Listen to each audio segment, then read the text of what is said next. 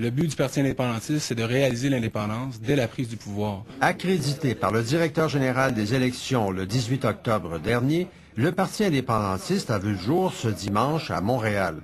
Une quarantaine de personnes ont alors jeté les bases de cette formation politique qui se veut différente du Parti québécois. Si on obtient la majorité des sièges, on déclare l'indépendance et on adopte une constitution d'État indépendant.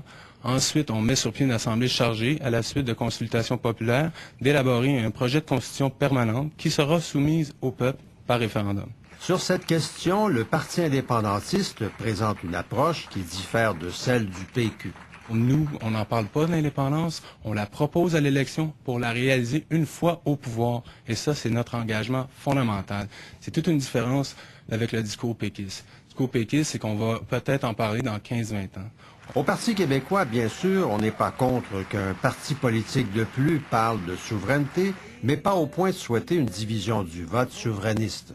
Diviser le vote, c'est toujours malheureux, mais écoutez, on est une société où il est normal que les gens décident de s'affilier en parti politique. On vit bien avec ça. Là.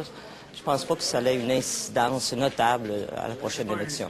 Le Parti indépendantiste, qui compte 600 membres, en grande partie dans la région de Montréal, entend présenter des candidats dans les 125 circonscriptions lors des prochaines élections générales au Québec. André Jobin, TVA, Montréal.